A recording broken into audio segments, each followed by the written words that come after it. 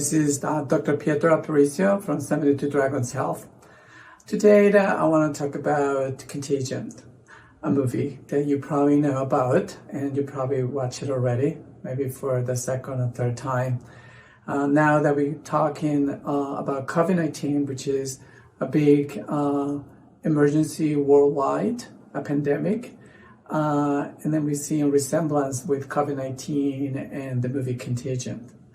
So I want to talk a bit about it, and it might be a bit different. So first, I want to quote something that Laurie Garrett said. Laurie Garrett is a science journalist, and she was also a consultant for the movie Contagion. She wrote in 1994 a book called The Coming Plague. And one of the things that Laurie Garrett said describing the movie Contagion was, it is part fantasy, part reality, and totally possible. So I thought that combination of words was kind of interesting, because right after reading what Laurie Garrett said, this on a CNN article, I was watching a video that was also done by CNN, an interview with Dr. Thomas Friedman. At that time, he was the director of CDC, the Center for Disease Control. And they were talking about what they call reality check.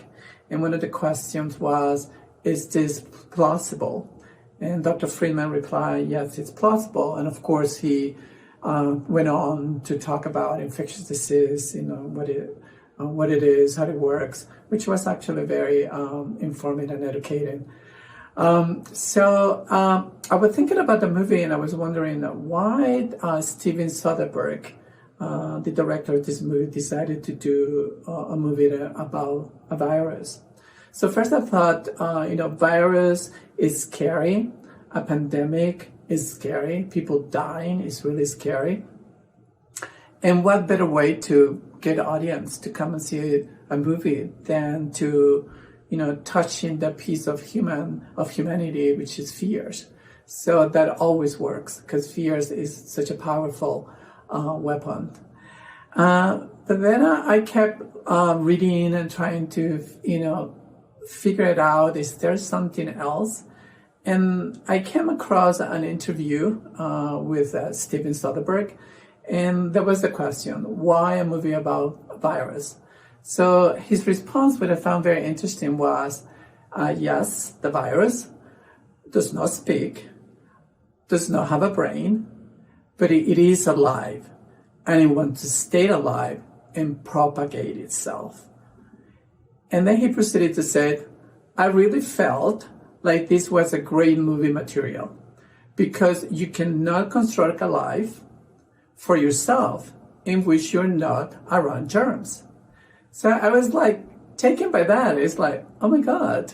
So he was really looking beyond what we all see, but we don't see germs. And interestingly enough, there are actually millions of germs. They are in the air, in the water, in the plants, in the animals, and at every surface. And there are actually millions of germs in the human body.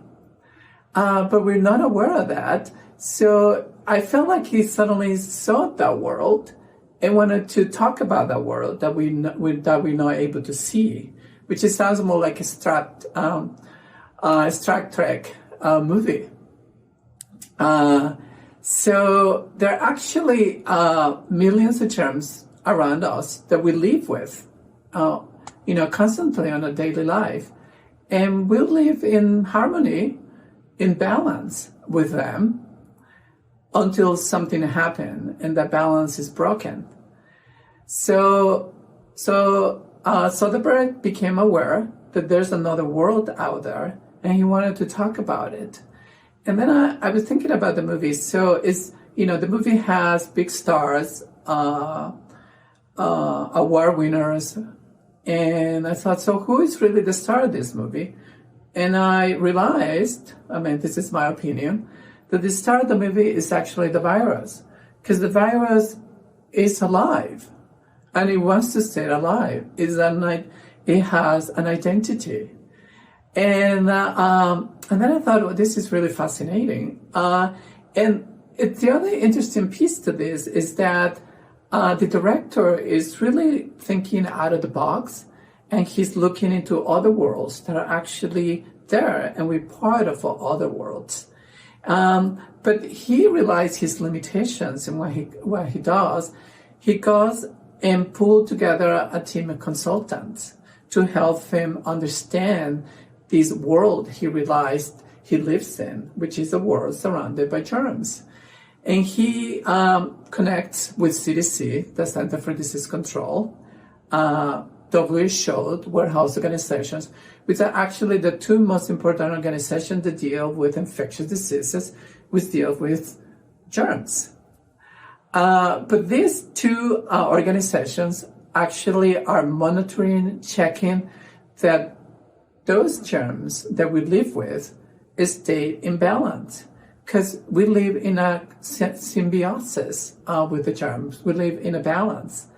When that balance is broken, then we have diseases like COVID-19 or M.P.H from the movie's Contagion. And then he goes to the experts, and the experts describe, how this world behaves. And you learned a lot in this movie. It's actually a lot of important facts. You learned about R0, that stands for R naught, which is the number of people that get infected when they're in contact with somebody who has the virus, which is an important number when we talk about epidemiology.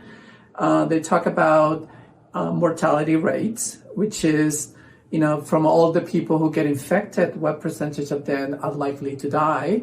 You hear about formites, which is infectious that you get by touching surfaces, because the virus is able to live on surfaces, doorknobs, tables, anything you touch, and then you touch those surfaces and then touch your mouth, touch your nose, touch your eyes, and then there you get the infection. So the virus, the movie is able to convey this information, which is very helpful. And there's some things in the movie that are not quite that accurate, but that's part of the movies. But it's interesting to see, again, we're talking about balance, and we're talking about the relationship between virus and humans, and germs in general, and humans, and how we live together and how we're able to move together. So I see this too with filmmakers and health professionals. There's actually a great balance, and there's actually an opportunity to work collaborative in what we do best. Filmmakers in making movies, filmmakers with their ability to see beyond most other people do, their ability to see out of the box, and the collaborative work with health professionals who understand worlds that filmmakers might not understand. In this case, the world of germs, a world we live in. Thank you.